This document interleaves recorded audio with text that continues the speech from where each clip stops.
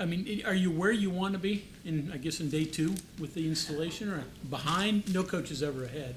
No, we're not going to get behind. We have like I said, it's a 3-day install. We'll install, basically a third of the offense each day, and then really try to focus on that third of the offense on that day, and it's the reason I always have enjoyed doing that is because as a play caller, it forces you to get a lot of reps on a lot of plays. Because, for instance, today we had basically one quick game pass, two drop back passes, and a shot play in. You know what I mean? And so if you're only choosing from 4 plays, you got to call them all a lot. And so that's kind of the thought behind it. And they were different than the days that the plays we practiced on Tuesday. And so this was the first time they got a chance to work on these plays against a live defense. And so there's going to be a lot we can clean up.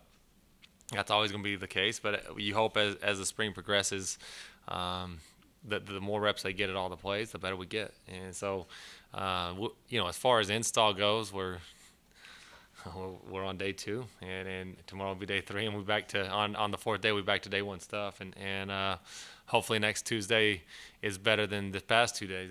Tuesday. That's the goal, The quarterbacks, what are you working with them when you've got them alone? What are the fundamental things that you're trying to drive home to them right now? I think that with quarterbacks, what I believe that like throwing starts with your feet, and if you can be great with your feet, if a quarterback's feet are good, the ball usually comes out right, and a lot of that's just timing, different stuff like that, and we got a long ways to go from that standpoint. I think that we can be a lot better. I think they're getting a lot better in drills, but it's got to become habits. It's got to show up, in live periods, and so it's something that we'll always work on, no matter what. That's going to be something that we work on a ton is footwork, and I think that the 2 places where I think quarterbacks are really overcoached position, not necessarily like schematically, I think like mechanically and stuff, everything. Like there's so much stuff, and there's so many people that work with quarterbacks nowadays. I think it's a really overcoached position. I think that you can put too much in their head, but I think it's really important that they have a plan with their feet. And the other thing that I think is important is they know their reads. And so no matter what's going on, that's what we want them to always know is like have a plan with my feet, know what my reads are. And if I can do those 2 things really, really well, be really disciplined with my feet, be really disciplined with my reads, it gives us a chance to be successful. And that's what, we work a ton with that.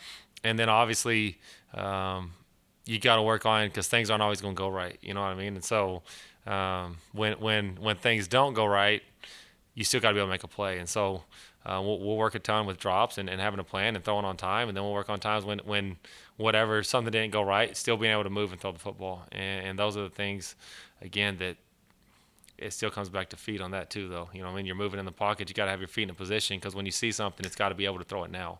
And if your feet are out of position, you can't do it. And so that's why I think like everything, like I said, throwing starts with your feet, and we got to be great there. Your thought of the quarterbacks? Obviously Nico, very new.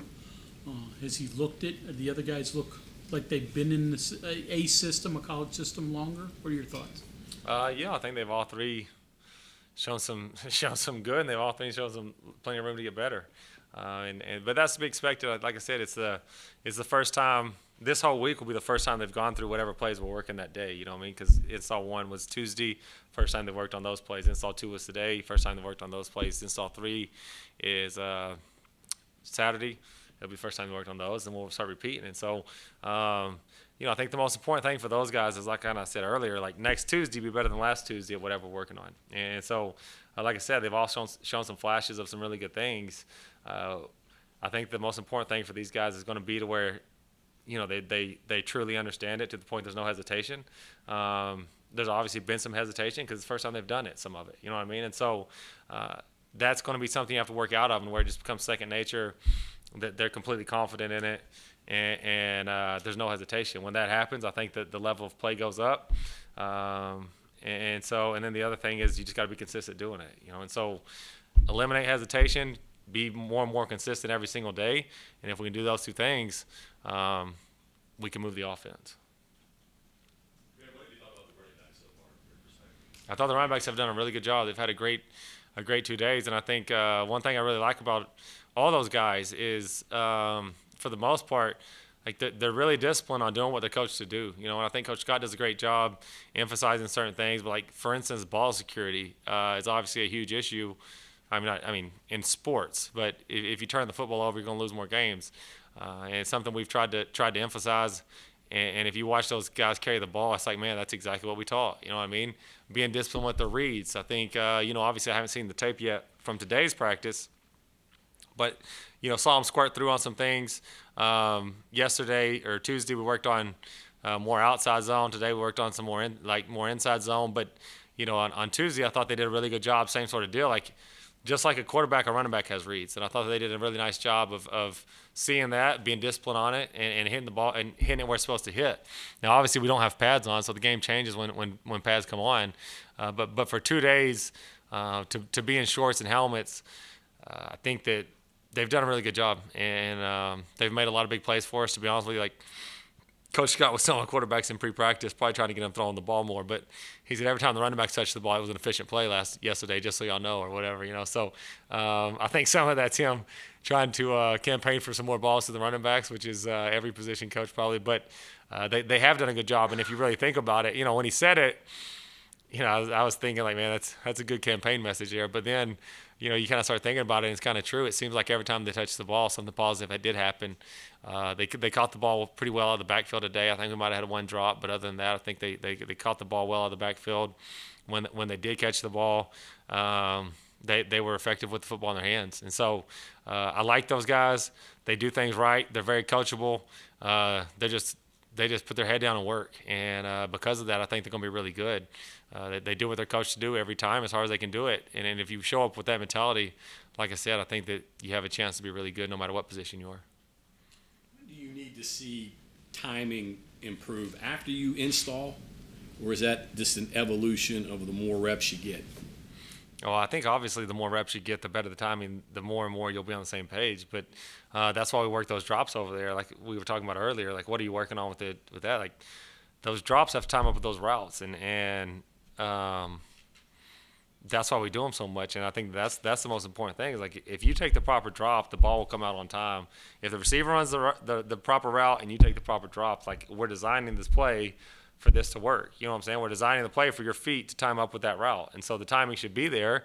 And that's why I said earlier, like, you have to be consistent with your feet and you have to be disciplined with your drop. And same thing with the route. They have to be extremely disciplined with the route because the play's based, especially the first read. Obviously, like, as you get through progressions, it's a little different. But like, first read or two is based off that quarterback's, the quarterback's drop is based on whatever the route is.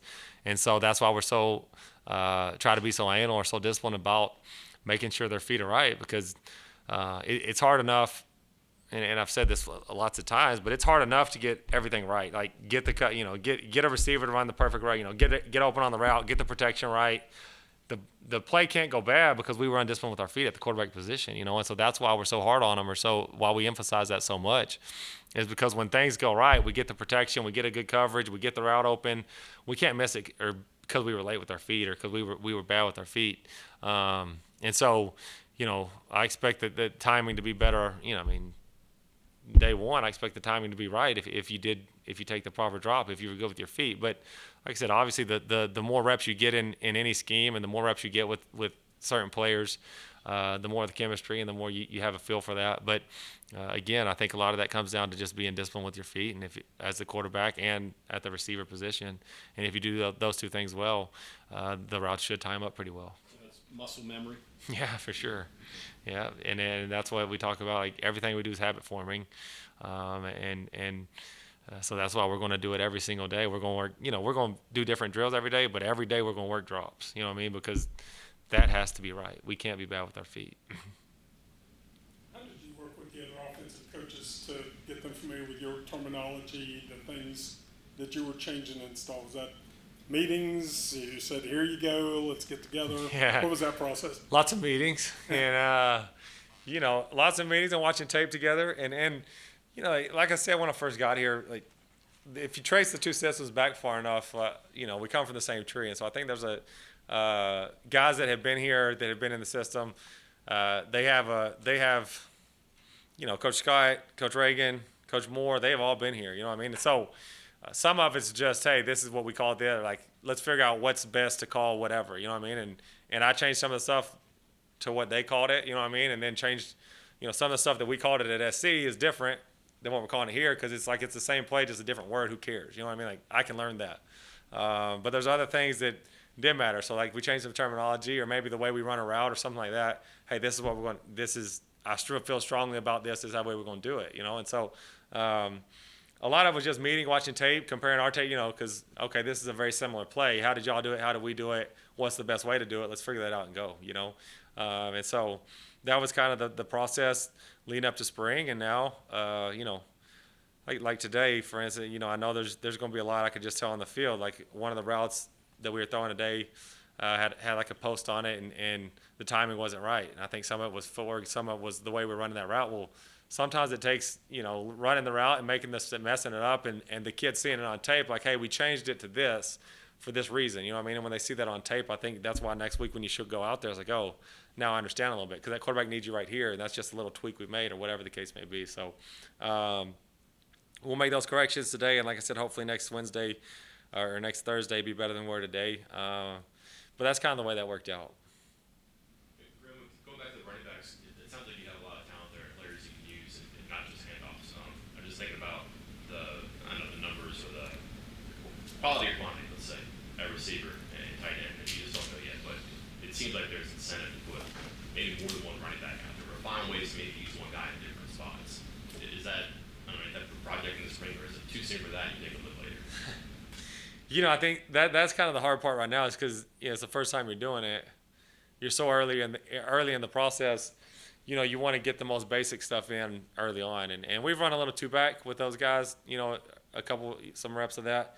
But I do think as you evolve, whether that be this spring or maybe this fall, because like you said, we do have a deep running back room. We could get creative with the way we use those guys. And so, but right now we're just trying to stick. Very base install, just so they can get a better grasp of the offense. And once you feel really comfortable that, hey, they have the base stuff down, well, now you kind of branch out and get creative with it. But it is something, like I said, we run a little two-back stuff.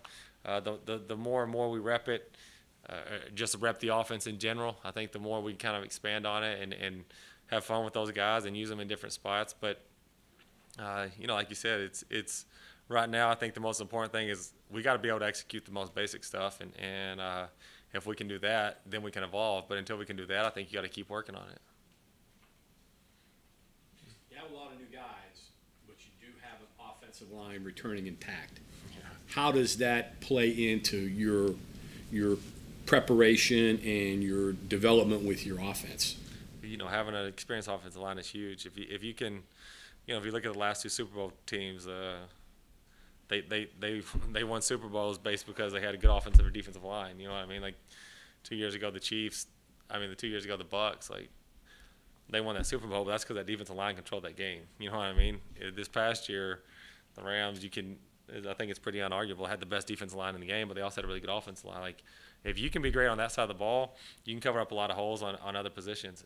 Or if you can be great up front, you can cover up holes in other spots. And so having an experienced offensive line that's as good as they are is going to make everyone better. I think it's going to really help, especially with having some young quarterbacks, help their development because they can stand in that pocket a little longer and have a cleaner pocket. Like I said, day one we ran outside zone, and I expected it to be a disaster with no pads on, and we actually hit some big runs. But a lot of that's because that offensive line's played together. They know what they're doing together. They work together well and created some stuff for us. And then, like I said, the running backs did what they were supposed to do. And so being good up front, I think if you could start a team, almost anyone would probably start it with a quarterback, and an offensive line. And so having that foundation is huge for us. And so they're going to really help us. I think that they can, like I said, get us out of some trouble when we need to lean on those guys.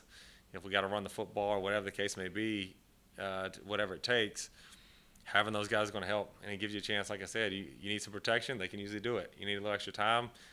I think you got a chance to have it because you got an experienced offensive line. Like I said, if you got to run the ball, you're in a situation where you have to run the football.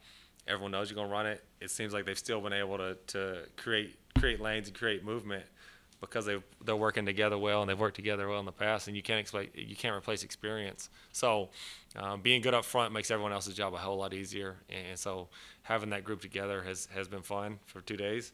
And hopefully this spring they just continue to grow because, like I said, you can't replace real reps. And so getting them more and more, 15 more practices together, hopefully makes them even that much better. So going into this fall, we really have a special group up there. Challenges of playing a young quarterback, including true freshmen. You've done that in the past. So what are those challenges? Like you said, it seems like I've had a lot of true freshmen. I had Mason Fine played as a true freshman. Keaton Slovis played as a true freshman last year. Jackson Dart played as a true freshman. So I haven't coached that long, and I've had a lot of true freshmen play at times. But I think there's things you have to live with if that's the case. You have to understand like they're gonna make some mistakes, and Slovis was probably the best as far as that goes. As far as like he just understood it as a true freshman better than any true freshman I've had. But like Mason Fine, for instance. There were times he was all over the place, but he still gave us the best chance to win. And he made some mistakes that you wanted to strangle him on, but at the same time, like you have to understand if you're playing a true freshman, that's going to happen at times. And Jackson was the same way this past year, did a lot of great things, but there's times where he makes a mistake that if it was a year later, he probably didn't make. And like you have to understand that, and so you have to coach a little different. The other thing, like with Mason and with Jackson, with Keaton we didn't do it as much just because Keaton he really did. Like he grasped it as well as anyone I've ever seen at that age. But with Mason and with Jackson, like there may be less volume in when those guys are in. You know what I mean? As far as less offense in, and that's okay because you got to do what they can execute at a high level. And so I think that those are some of the things that you have to balance when you're playing really young guys. Hey, what can he do? What can he execute?